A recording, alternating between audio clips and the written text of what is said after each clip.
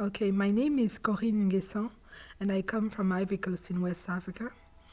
I'm a banker and, as I like to say, a part-time writer. The bank provides the food, and the writing feeds my soul and, and brings passion in my life.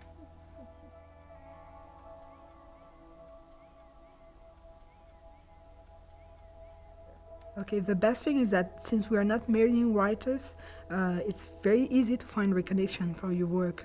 But the worst, on the other hand, is that most people don't read, so you have a very tiny audience.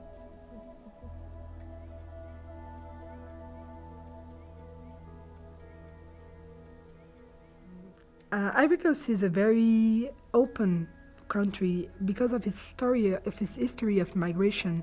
People come from every part of Africa and from the rest of the world. So it gives a land which is kind of melting pot where there are a lot of cultural exchanges on the food, on the habits, the religion, the music, the arts, everything. So this really enriches my work as a writer and gives me more strength to my voice to talk about Africa. And I really draw my energy from that, this difference, these cultural exchanges.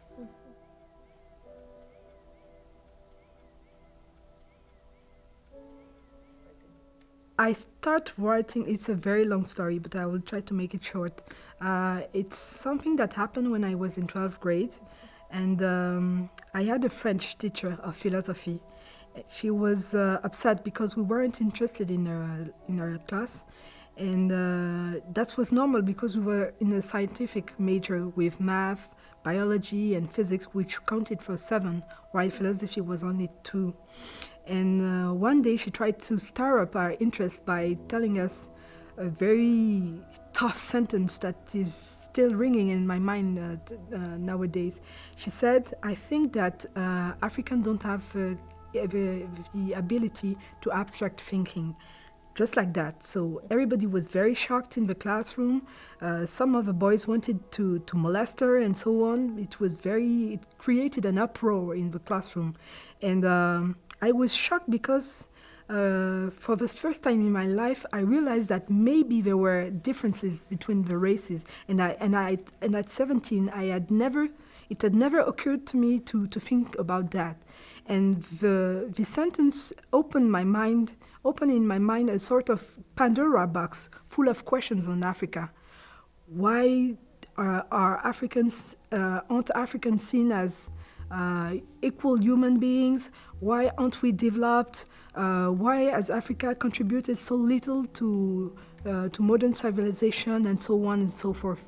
And that day, those 2 fateful hours, I decided that I had to write, to fight back, and found counter arguments so as to prove to my teacher that she was wrong about what she said.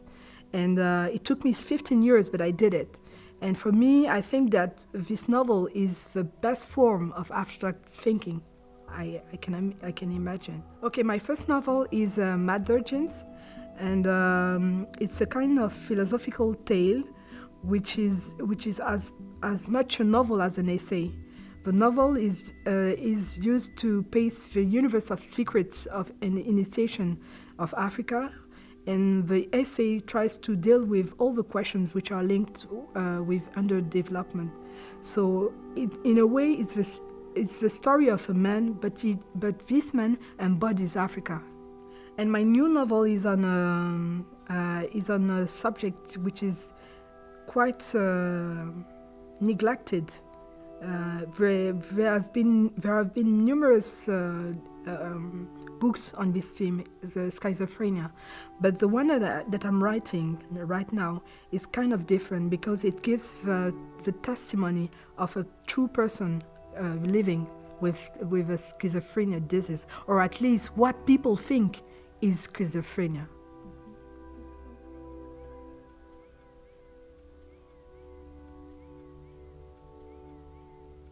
Amadou Kourouma, for sure. He's my favorite Ivorian writer, and he's a great writer. He has been recognized internationally with the Goncourt Prize for his novel Allah n'est pas obligé. But the one that I like most is En attendant le vote des bêtes sauvages. If it was translated into English, it would give something like while waiting for wild beasts to vote. This novel talks about a president dictator called Koyaka, and he's the president of a fantasy land somewhere in Africa. This guy is listening to storytellers who are describing his life during 6 evenings, and they are flattering him, but he doesn't realize that they are deceiving him. And each evenings is dedicated to one existing African president of the 20th century. So it is really wonderful, the irony that is used in this book to talk about all those dictators, Mobutu, Gaddafi, Iyadema, and so on. And what I like about this book is that Kuruma dares talking about that freely and with a very truculent languages. So it's a wonderful work.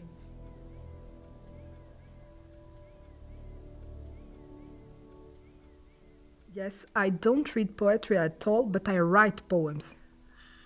And indeed, my novel starts with a poem on Ejagam, and it's a sculpture that I saw at an exhibition in Paris in 2001, and it's the symbol of initiation in the Leopard Society in the Ejagam people. So I like using poems to embody images that are very not. I want to say poetic, but it's not the good word. I can't find any better word to say that, but it is useful sometimes for characters to be depicted with poems rather than prose. So that's what I try to do.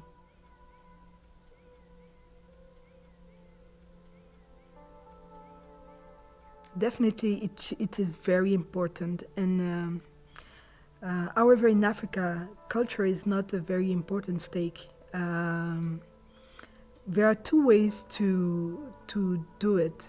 The first one should be to support writers, and the second would be to bring people to read more. For writers, I think that we should have in Africa, in Ivory Coast more specifically, writing residencies, because we don't have any. And this would enable writers to be able to be freed from material needs. It's very important. If I wasn't a banker, I wouldn't be able to write because I wouldn't have enough money to survive. And I think that it's the case for most of the writers in Ivory Coast. And the second thing would be to create local literature awards. We don't have any, and it's a shame because to be recognized, you have to be recognized first in your own country before getting an international recognition, but there are no local awards. To help people read more, we should have several public libraries.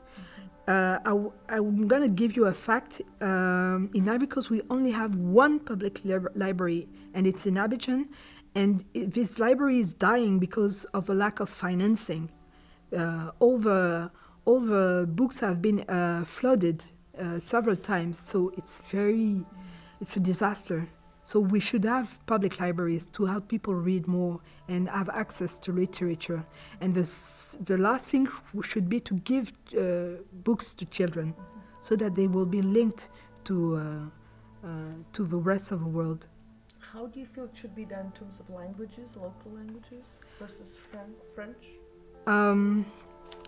This is a very serious topic, and it's really something that is going to endanger our native tongues, because nowadays everybody learned French at school, but nobody learned our native tongues at school. So basically, in less than 30 years, most young Ivorians won't be able to speak any native tongue at all. And there should be programs designed for that, but there is no political will to do so, unfortunately.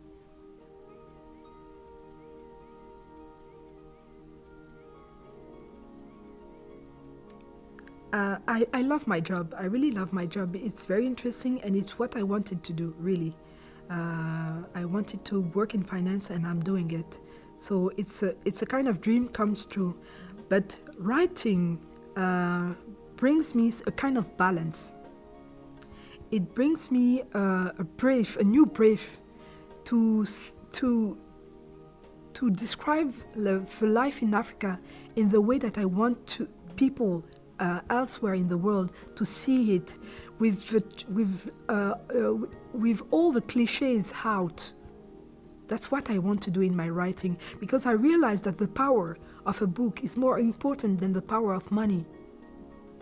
Really. In the long term, I mean. So I need to work in finance, but I need to write too, because I want to give this testimony. And I don't think that my testimony is unique, but it's something that can cross the roads. And since I've been studying abroad, especially in France and in Canada, I know how people out there think and all the fantasy about Africa, and I can break those images more easily because of that. And I feel that it's a kind of duty for me.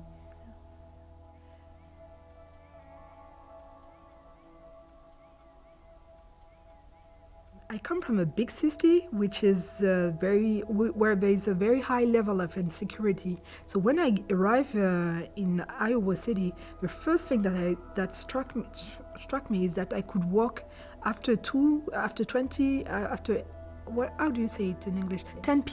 After 10 p.m. in the street without fearing anything. And everything seems so well organized and planned. It has nothing to do with Africa, where nobody respects the rules. And I really realized that this country has been well fought by its founders. And there is an energy, there is a freedom of speech and an open-mindedness that I don't find in my country. And I think that America is very... And something else that I want to add is that I went to San Francisco for a residency trip, and I realized how different this part of America is from the Midwest, West Coast, Midwest, and so on. So all this it's simply amazing. And I know now why people talk about an American dream. It is, in a way, for me, it's dreamland.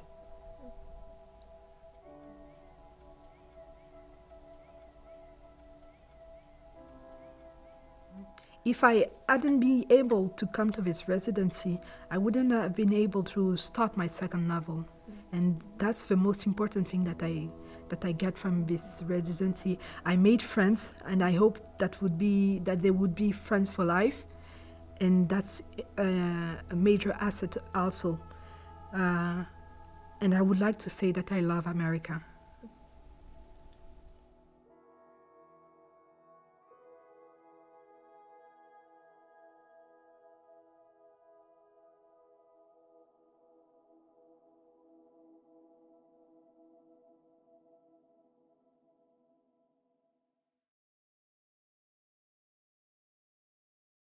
Of the world. So it gives a land which is a kind of melting pot, where there are a lot of cultural exchanges on the food, on the habits, the religion, the music, the arts, everything. So this really enriches my work as a writer and gives me more strength to my voice. But the worst, on the other hand, is that most people don't read, so you have a very tiny audience.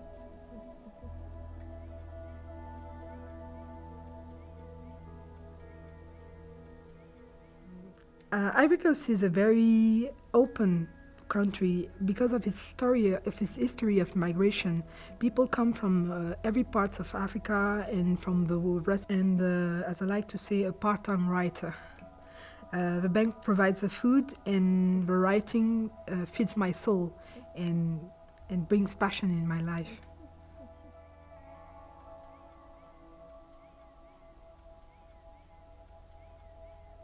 Okay. Okay, the best thing is that since we are not marrying writers, it's very easy to find recognition for your work, to talk about Africa. And I really draw my energy from that, this difference, these cultural exchanges.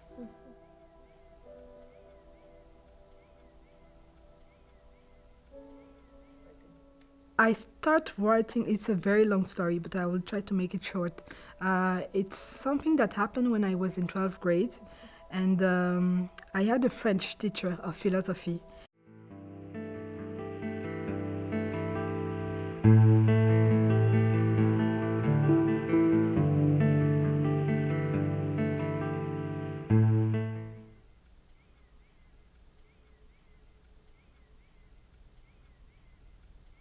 Okay, my name is Corinne Nguessan, and I come from Ivory Coast in West Africa.